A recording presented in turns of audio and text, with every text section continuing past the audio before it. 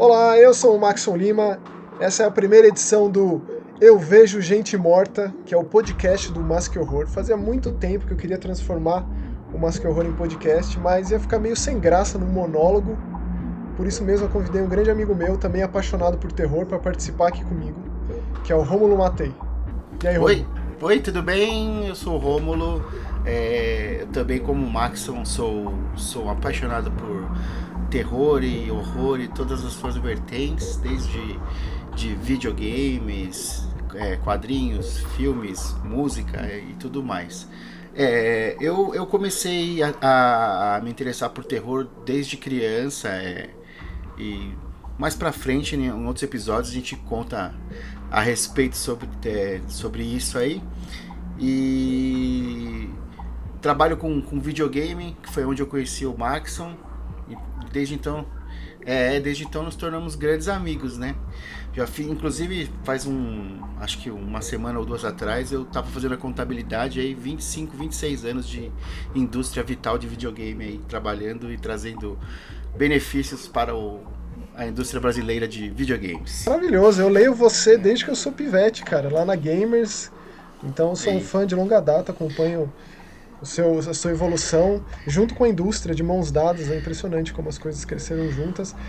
A ideia do Eu Vejo Gente Morta é ser diferente do Mask Horror, evidentemente. Aqui não vai ser especificamente sobre um tema, digo, um filme, um quadrinho, um jogo e tal, mas sobre o que a gente tem assistido e algumas novidades de terror.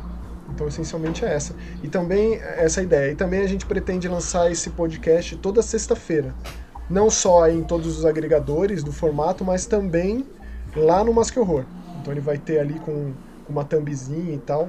Não é videocast ainda, quem sabe um dia, quem sabe pós-pandemia a gente se reúna e a gente transforma o podcast em um videocast, mas por enquanto vai ser uma outra forma de você chegar até o Eu Vejo Gente Morta, que inclusive foi um dilema a gente criar esse nome, né?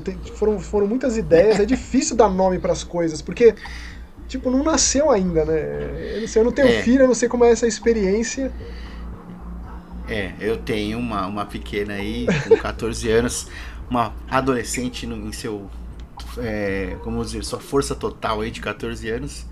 Mas é isso mesmo, é difícil dar nome, porque o nome ele perpetua, né? Ele vai ficar pra sempre aquele nome. Exatamente. Mas eu acho que Eu Vejo Gente Morta aí, pra quem é fã de terror e pegou a referência aí, eu acho que é legal, é legal.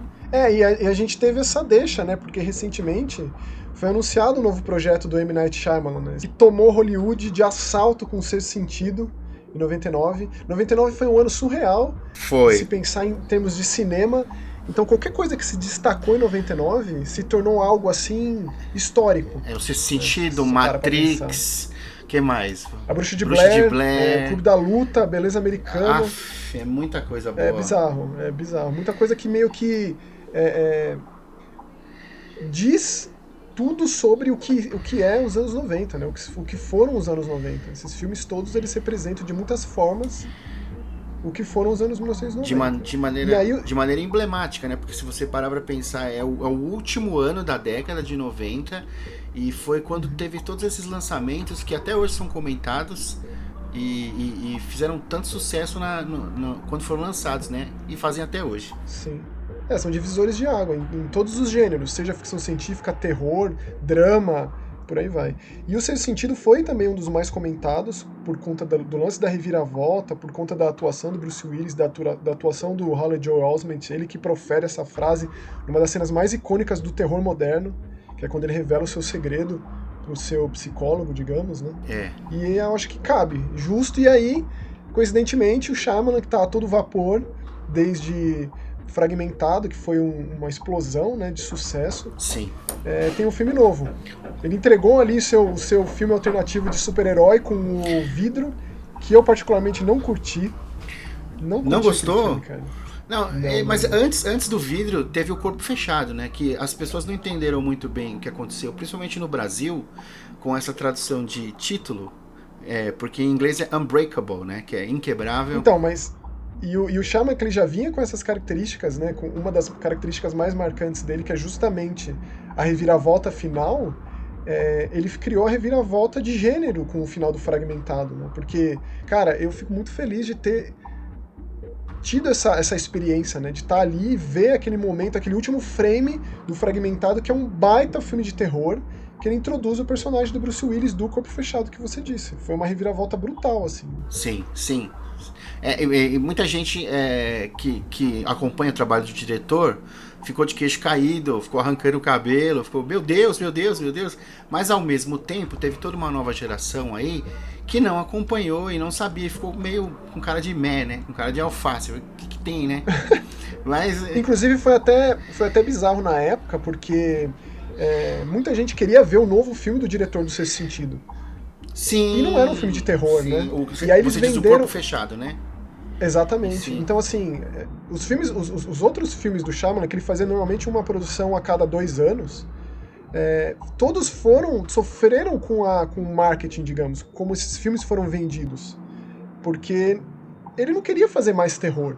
Os Sinais é um filme de ficção científica com elementos de terror, Dama na Água é um filme de fantasia também, tem um pezinho ali e tal, mas o filme de terror dele é o Sexto Sentido. Inclusive eu digo que o Corpo Fechado pra mim é o melhor filme de super-herói de todos os tempos, assim, de verdade. Pra mim também. Em matéria de terror também, como eu sou um cara que eu acredito um pouco nesse lance de ufologia e tudo mais, assim, de que nós não estamos tão sós como podemos parecer estar. Pra mim, um filme que me apavorou na época foi Sinais também. Mas a gente pode fazer futuramente algum especial sobre o Shyamalan, né? Com certeza. O cara merece. Então. E aí foi a nossa deixa. E aí teve esse Old, que ainda não tem tradução oficial aqui pro nosso idioma, mas ele é inspirado numa HQ. O Shyamalan é muito ligado em quadrinhos, né? Uma HQ chamada Sand Castle, que também não foi traduzida. Eu imagino que vai vir tudo de uma vez, assim. O filme vai trazer esse quadrinho pra gente aqui e tal.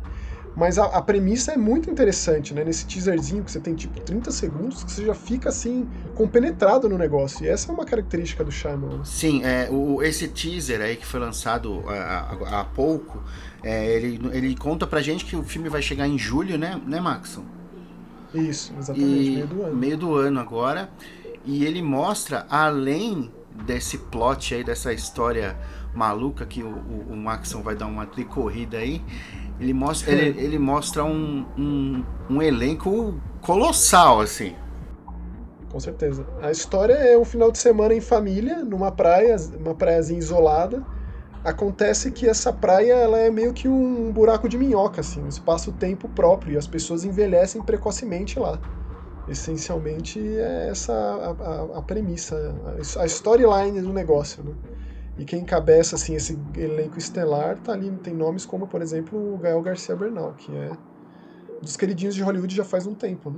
Sim, tem também aquele menino que fez o filho no Hereditário, o Alex Wolff, com 2 Fs, né? E vai estar no post, a gente vai deixar o link do teaser, né? Para quem quiser, para quem não viu ainda, para poder ver e depois comentar aí embaixo o que vocês acharam aí desse teaser aí. Exatamente.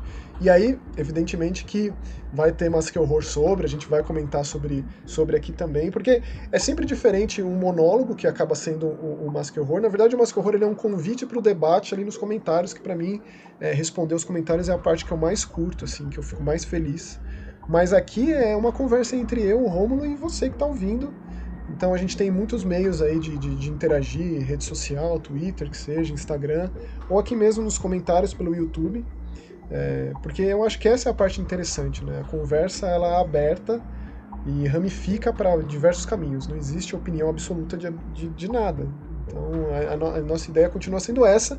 Fosse lá no Mask Horror, agora aqui no Eu Vejo Gente Morta. E agora a gente vai comentar um pouco sobre o que a gente viu, assistiu, leu nesses últimos dias. Quer começar, Romulo? Eu vou começar com uma notícia que eu fiquei bem feliz, bem contente. Eu também gosto muito da temática de serial killers. Inclusive foi assim que nasceu, foi. né? Por mais que a ideia de um podcast do Mask Horror tivesse aqui comigo há muito tempo, e eu participo de bastante podcast a respeito, fico muito feliz quando me convidam e tal, mas foi o Romulo entrando em contato comigo e falando, pô, vamos fazer alguma coisa envolvendo serial killer, não sei o quê, foi quando a gente, né, pô, vamos misturar essas ideias e chegar num consenso. Foi quando o podcast meio que tomou forma de fato, assim, né? Foi mesmo. Porque eu tava num vórtice aí de alguns filmes e documentários de serial killers, aí eu lembrei do Maxon. De uma Olha maneira só, positiva, não de uma que maneira negativa. romântico. Aí eu falei, vamos fazer? Aí o Max, pô, mas vamos fazer um podcast? Eu falei, vamos, lógico, que você me chamar, tô junto, né?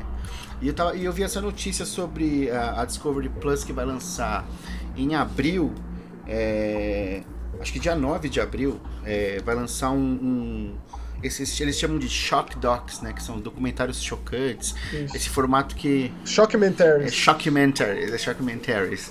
E aí eles vão fazer sobre um cara que inspirou muitos personagens como Hannibal Lecter, como o próprio Leatherface do Massacre da Serra Elétrica, né? Norman Bates, principalmente, né? No lance da... É engraçado que eles são tão diferentes entre si, mas a história chocou, né? Chocou todo mundo que leu na época sobre. Sim, e eles são diferentes, e aí você começa a unir todos esses personagens que a gente tá comentando aqui e coloca em um tiozinho velhinho, né? E você fala, esse tiozinho velhinho não vai fazer nada com ninguém. E é o famoso Ed Gein, né? Tem até alguns filmes, já saíram alguns filmes do próprio com o nome Gein. Tem outros. Esse é fraquinho, né? Tem um, não sei. Tem um bem antigo, Romulo, não sei se você já viu. Ali da época do Massacre da Serra Elétrica, inclusive. Chama Confissões de um Necrófilo. Esse eu não conheço aí, ó. Nem eu. Pesadíssimo, cara. Chama The Ranged. Ele é um filme de serial killer ali na veia do Harry, Portrait of a Serial Killer, Retrato de um Assassino. Porque ele é bem pé no chão, bem real. Ó, já anotem aí, pesado. anotem aí. Vai também tá no link aí com o nome do que a gente comentou. Tudo que a gente comentou, a gente vai tentar colocar na descrição do vídeo para vocês irem atrás também. Exatamente. E aí a Netflix tem feito muito isso, né? Tem tido basicamente a cada 2 meses um documentário sobre um serial killer específico.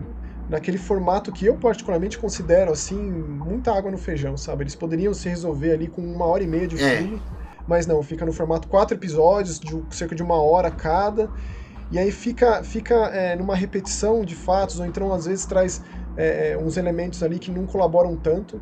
Mas o Night Stalker, não sei se você chegou a assistir do Richard Ramirez. Do Ramirez, do Swear to Satan.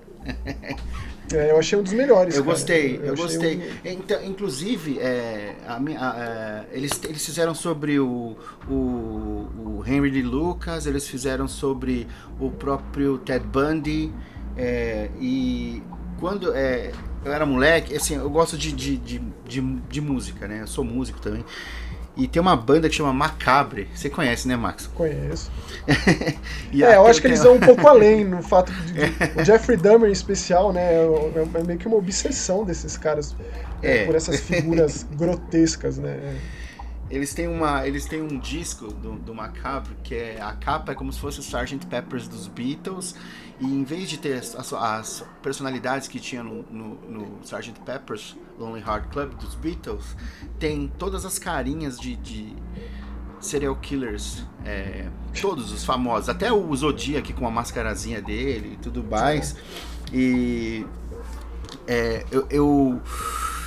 eu gosto muito dessa temática. Tem essa banda, a gente vai colocar também. Agora tudo eu fico falando que a gente vai colocar também, mas é pra vocês acompanharem também. É lógico, caso interesse, né? Dá uma vai que vocês gostem também. É um som muito extremo, assim, né? Hoje eu sou um cara mais tranquilo, mas quando eu era mais moleque, eu era mais extremo, assim, de som. Assim. Eu continuo nesse mundo extremo, viu, cara, de som. Eu preciso dar uma fugida dele. Mas assim, eu não sei, se você já assistiu algum desses documentários da Netflix, vamos conversar sobre. Eu já fiz vídeos lá no Mask Horror de vários deles, inclusive, mas eu sempre fico com essa impressão. E eu vou dizer que eu colocaria aí no meio agora o do João de Deus, do Globoplay, que eu assisti recentemente. Não pode falar palavrão? Fica à vontade, não tem como, cara. Não tem como você falar o nome João de Deus e não soltar um puta que pariu na sequência, porque é absolutamente grotesco. E assim, eu disse especificamente desse e do Globoplay porque os documentários são outro nível, cara. Eu acho que ali Eu assisti o do Dr. Castor, o do João de Deus, Em Nome de Deus, né? Cara, são longos, do João de Deus são 6 episódios, são basicamente 6 horas de documentário. Eu vi só o muito primeiro. Difícil. Eu vi só o primeiro episódio. Dificílimo de chegar até o final, de assistir, porque é muito pesado, mas não fica com esse formato da Netflix de repetição de dados, ou às vezes dá ênfase em coisas que não tem tanta importância. É claro que é a visão do documentarista, né? Quem encabeceia o do João de Deus é o Pedro Bial, né? Tudo surgiu da vontade de levar a figura pro programa. E graças a isso que se desmascarou um dos maiores criminosos, dos maiores monstros, dos maiores degenerados da história desse país, que não é pouco.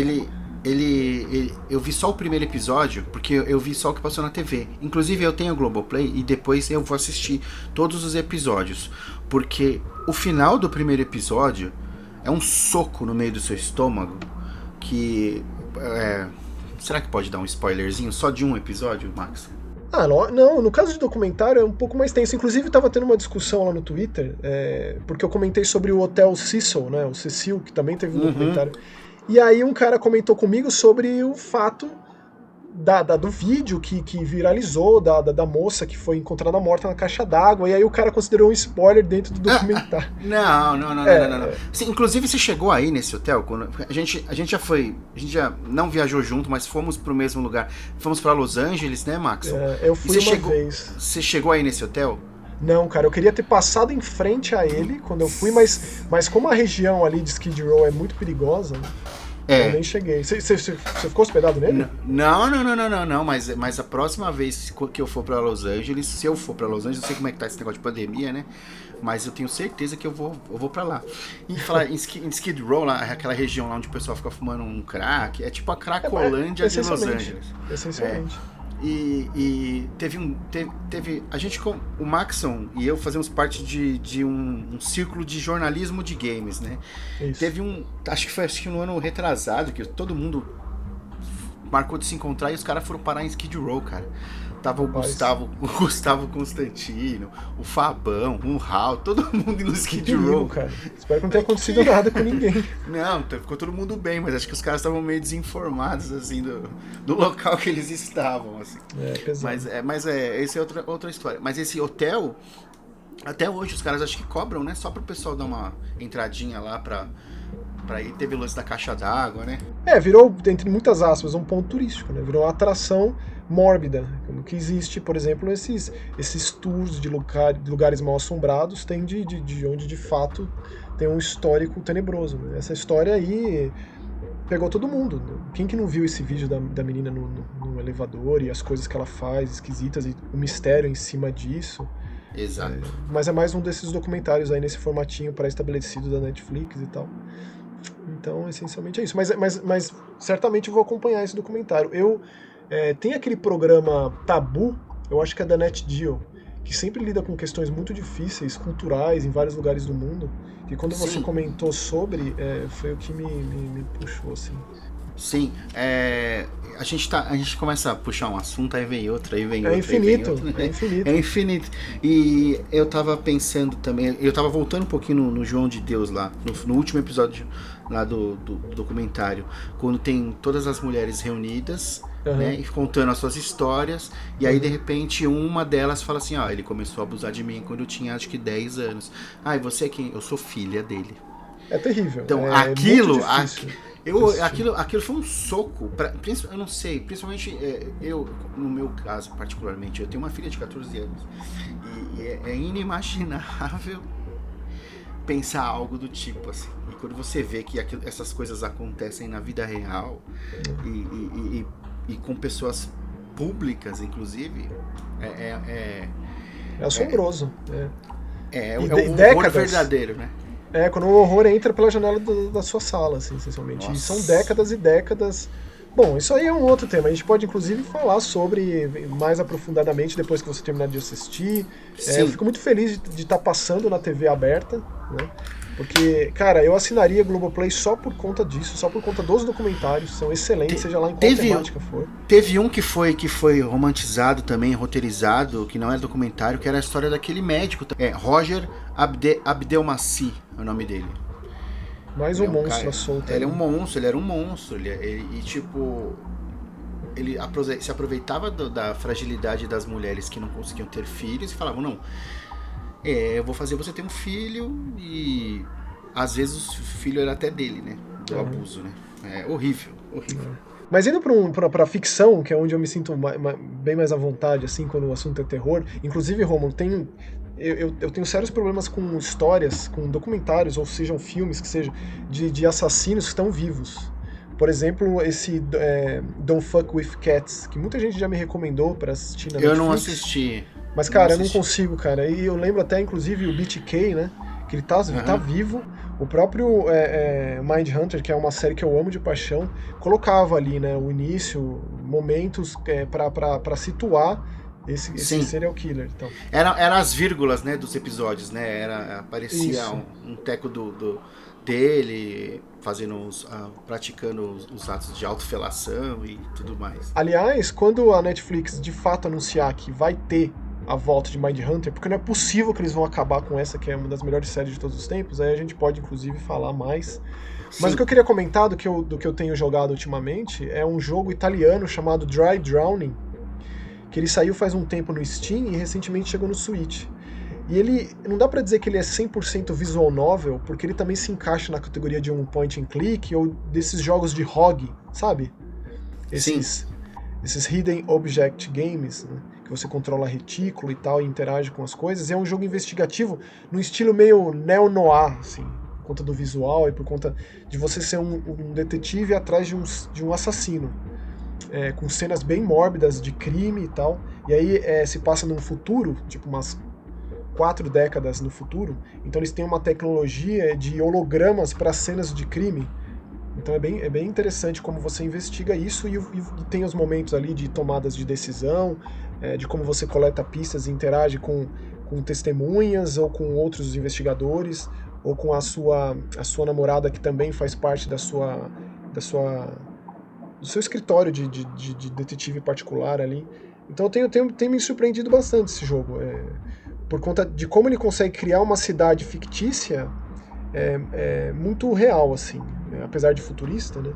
E mostra que décadas adiante a condição humana continua sendo uma condição humana, né? E tudo que a gente conhece hoje como problemático continua existindo da mesma forma, assim. Então é meio deprê nesse aspecto. Você tá jogando no Steam? Tô jogando no Switch. Ele saiu no Steam em 2019. Tem pro Switch? Meu Deus do céu. Tem. Eu peguei um Switch recentemente que o meu tinha perdido, né? Enfim, outra história. E agora eu peguei outro Switch. Então eu vou ver se eu vou atrás desse jogo. Quantos que eu consigo... Eu não sei exatamente quanto tá. No Steam ele custa R$40. Esse jogo é um dos... Na verdade, R$37,99. Ele é um jogo que você... Quando você veio me pedir recomendação de jogo de Switch, foi que eu pensei nele, né? Por ele ser um jogo muito em texto, você... Não faz o menor sentido você não acompanhar a história, não acompanhar o que tá se passando ali. Ele não tem texto traduzido, né? Ele não tá traduzido para o nosso idioma. Mas pra Switch dificilmente tem, né? A única coisa que vai ter pra Switch traduzido é jogo que é feito no Brasil e algum jogo em português de Portugal, né? Mas os jogos indies que foram lançados com a tradução em outros consoles também chegam com a tradução no Switch, né? Então, infelizmente esse não tem, mas não é aquele tipo que você tem que tomar decisões rápidas. Então você consegue parar o texto e dar uma estudada ali. E uma das características interessantes desse jogo, e que é um elemento bem macabro dele, é que esse investigador, que ele chama Mordred Foley, ele tem tipo um poder especial que quando a pessoa mente, ele vê essa pessoa com uma cabeça de um animal. E aí ele entra como se fosse em uma experiência sobrenatural ali naquele momento, para tentar desmascarar essa pessoa. E aí você tem algumas chances de dar as respostas certas e apresentar provas, pistas certas para você desmascarar essa pessoa. E ela se vê ali basicamente encurralada e obrigada a dizer a verdade. Então esses momentos são tipo um Phoenix Wright, mas bem macabro, com uma música bem tenebrosa e em cima de um assassinato. E assassinato, assim, o interessante é que você inserido nessa história, como se ela já tivesse se desenrolando há tempos. Então existe um novo assassinato, mas existe um serial killer que está ativo aí faz tempo. É um caso aberto, é um caso que causou muitos males, muita tristeza, inclusive nesse investigador e na investigadora que está junto com ele. Então é interessante quando isso acontece, né? Um personagem já com uma personalidade forte. Ele me lembra muito o visual. Esses investigadores sempre vão me lembrar o Constantine, né? O visual clássico, assim, com cigarro, sobretudo, o cabelo, não tem como, não tem jeito, assim. Mas eu recomendo bastante. A gente pode fazer mais pra frente um cast sobre Vertigo, assim. E sobre Nossa, as coisas, com certeza. Que você falou de Constantine, eu já começo a chorar. Constantine, a gente pode falar sobre Preacher, pode falar sobre Lucifer, enfim, né? Então você compartilhou aí que você tá jogando. Como é o nome do jogo, Max? Dry Drowning, disponível no PC e no Switch. Dry Drowning. E agora eu vou compartilhar algo que eu não sei como eu não conhecia, mas eu conheci e li recentemente, que é o Black Hole do Charles Burns. Nossa, maravilhoso, Dark Side, né? Que pra mim eu não conhecia, e é um quadrinho que se passa nos anos 70, e aonde existe nesse universo desse quadrinho uma doença que é transmitida através do sexo, né? É uma DST, então, né? É uma DST. E essa doença ela causa mutações diferentes em cada um dos infectados, né? Nasce uma boca perto do no pescoço, a outra ela troca de pele, o outro fica com feições felinas, enfim. E fala muito sobre preconceito, fala muito sobre os outcasts, né? São as pessoas que são deixadas de lado porque elas são consideradas sujas, né? E tudo nesse quadrinho, desde do enredo, do argumento, e principalmente a arte, que é toda feita, se eu não me engano, ela é toda feita em nanquim, né, Maxon? Isso, é todo preto e branco, é bem o estilo desse autor, né, desse quadrinista aí, porque se você pega outras obras dele, tipo um Big Baby e tal, eu tô com um aqui pra ler que chama El Borba, que é baseado em luta livre mexicana. É bem diferente, mas é muito característico do cara, né? Ele não consegue. Nesse aí eu diria que o Black Hole é o mais visualmente apelativo, né? Você sabe que enquanto eu lia, eu fiquei pensando no Clube de Compra Dallas. Nossa! No viés do Charles Burns e do Black Hole. Meu Deus! Pensando. Inclusive ele ganhou, tô vendo aqui, ele ganhou Eisner por conta do Black Hole. Inclusive o Dark Side aí, quiser patrocinar a gente. Pô, a Darkseid é parceira do Mais Que Horror já faz bastante tempo. E agora pode ser parceira do Eu Vejo Gente Morta, né? Com certeza eles vão saber da existência disso, porque eu marco eles em todos os lugares. Eles devem ficar de saco cheio de mim, na verdade, mas sempre que a gente cita... inclusive no dia que a gente tá gravando isso, eu soltei um vídeo sobre o Condado Maldito 2, que é uma história de bruxaria muito bom. É uma graphic novel, né, de bruxaria bem caprichada, bem interessante, que eu não vejo a hora de ter o volume 3. Eu sempre... E eles podiam ir atrás dos quadrinhos que deram origem ao Old também, né? Pra trazer pra gente, né? Imagine, nossa, eles fazem muito isso, né? Eles pegam o que tá acontecendo aí de lançamento no cinema, que seja, e eles complementam a experiência, né? Com o original, o texto, de onde veio, por que é, então... Eu não duvidaria, pra ser muito honesto. Quando de fato tiver uma distribuidora, se não me engano, os últimos filmes do Shyamalan, Fragmentado, é Universal, se não me engano, porque o que aconteceu é que o Shyamalan fez uma parceria muito forte com a Blumhouse, né? A Visita lá deu muito certo, foi o filme de baixo orçamento que teve um retorno absurdo, que entra nessa filosofia de se fazer produções da Blumhouse, né, que é baixo orçamento, grandes bilheterias. E aí o Fragmentado foi uma produção muito maior, com um elenco muito mais caro. Então. Eu não consigo lembrar de um filme da Blumhouse que é ruim. Tipo, ruinzão, assim. Você consegue agora de pronto? Eles compraram a Atividade Paranormal do Oren Peli, né? E a Atividade Paranormal é uma franquia que eu gosto muito, mas tem altos e baixos, como toda franquia de terror. Então, diria que ali no meio de alguma coisa assim, eles fizeram um Ouija aí, meio que não sei o que lá. Tem aquele Dark Skies que eles fizeram também. E eu, particularmente, Romulo, não gosto nada de Uma Noite de Crime, que é o The Purge.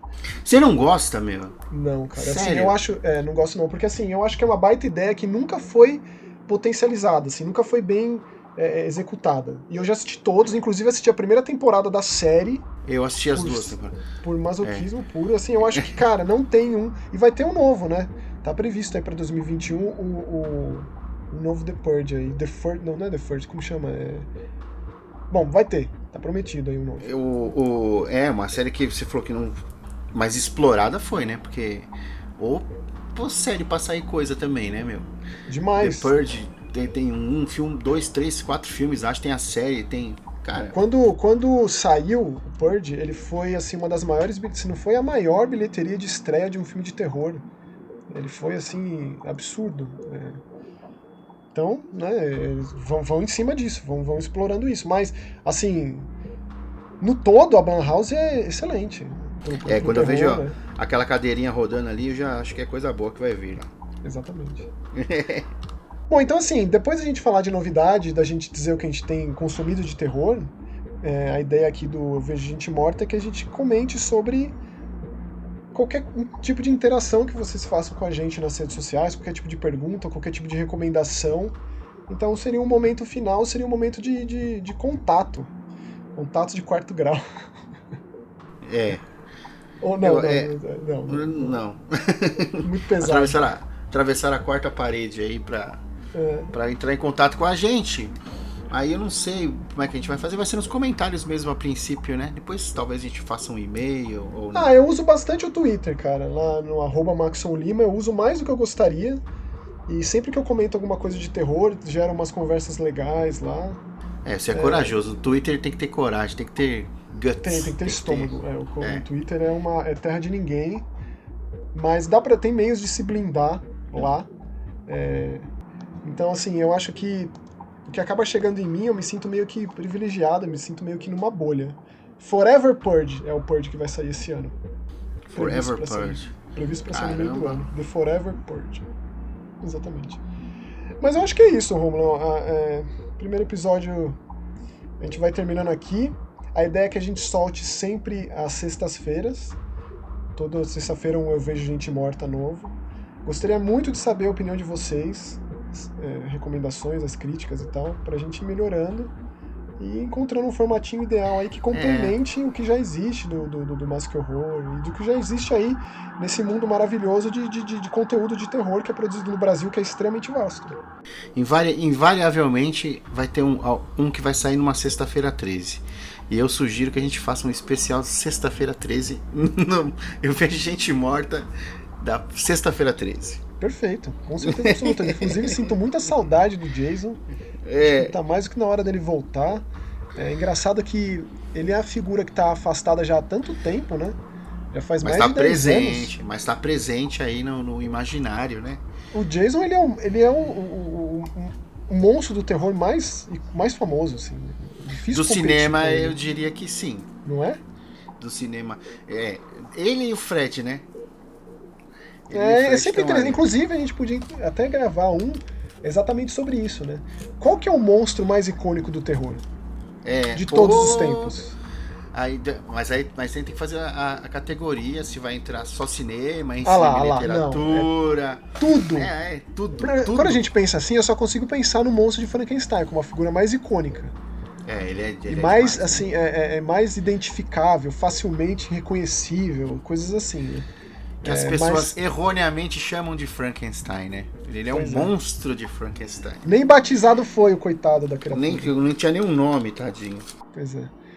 Mas é isso, Romulo. Eu quero agradecer demais. Fiquei muito feliz que finalmente o projeto saiu do papel e que a gente consiga gravar toda semana e toda sexta soltar um episódio novo. Já faz um tempo, né, que a gente tava... Mas aí devido à pandemia, devido a várias coisas aí, os compromissos, a gente não conseguiu. Mas hoje finalmente saiu. Sim, senhor. É isso, mais uma vez, obrigado por ouvir ou por assistir lá no YouTube. Deixa os comentários aí pra gente que a gente com certeza vai ler tudo no próximo Eu Vejo Gente Morta. É isso aí, valeu, tchau! Valeu, um abraço, tchau!